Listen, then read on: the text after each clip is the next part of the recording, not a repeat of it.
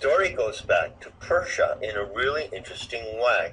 And I hope I can explain this in a user-friendly way, because this is what I'm going to try to tell you now is one of the most fascinating things about the Grail legend.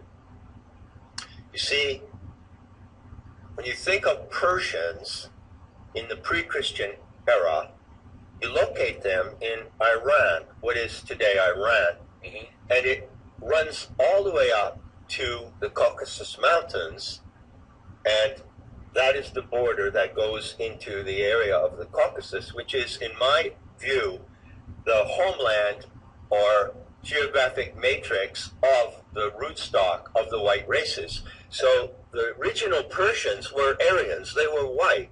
Absolutely. They're not Arabic. They're not Armenoid. See? Such an important distinction that so few people get. Oh, really? Really? So it was actually, as I explained in Not in His Image, it was a group or movement that came out of Persia called the Magian Order, M-A-G-I-A-N. And it came out of Persia, as far as I can tell. I could identify the taproot as 6000 BC. And this movement existed for a very long time and evolved. And it is from the Magian Order that those whom we know to be the Gnostics eventually emerged. And it was the Gnostics who became the founders and teachers of the mystery schools. What is the origin of the Gnostic thoughts? How ancient are we talking? How many thousands of years? What culture basically gave birth to this understanding? Culture that gave birth to what we have inherited after many millennia, and we have inherited it in a very mangled and incomplete form, because it is the intel that has been the most suppressed and attacked of everything that has been known to the human species. But if you want to go back to the taproot, it goes back to Aryan Caucasian peoples in the Caucasus Mountains and on the Urmian Plateau of northern Iran. And there was, as far as I can tell from my research, the home base of what I call the Magian Order. And the Magian Order probably took definition around 6000 BC. So it's many millennia old. Many millennia old.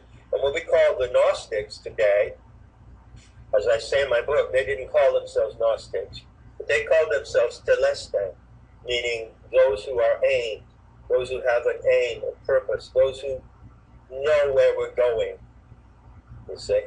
And so the movement of the Telestai founded the mystery schools in different regions of the Middle East, in the Levant, in Syria, in Egypt, and then those mystery schools spread across all of Europe as a network of cells.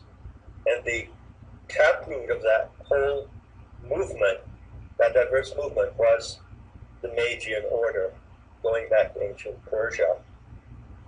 Much of this esoteric history pertaining to ancient Aryans has been validated recently by Professor Anatoly Kleosov, a Russian scientist who specializes in DNA genealogy and has published peer-reviewed papers on the origins of the legendary Aryans. That said, Professor Kleosov was interviewed recently in a Russian video called Aryans and DNA Analysis, New Data, available on YouTube, dubbed in English.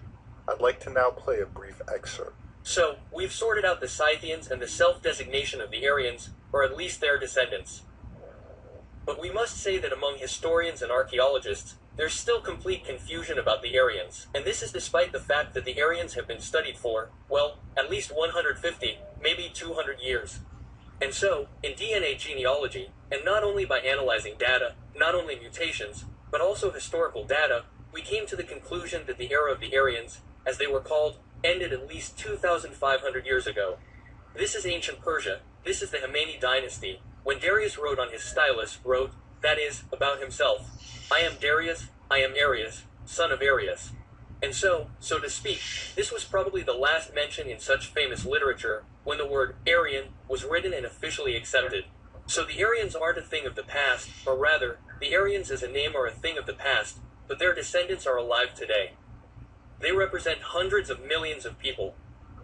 This ancient Aryan history was well understood by the German Ahnenerbe, which expressed interest in the Behistun inscription located in Iran, created by the Persian king Darius, who declared his Aryan origin and ancestry in the inscription etched in stone 2,500 years ago. In 1936, Hitler's cabinet declared Iranians immune to the Nuremberg laws, proclaiming all Iranians as, quote, pure-blood Aryans, with Hitler himself declaring Iran to be an Aryan country.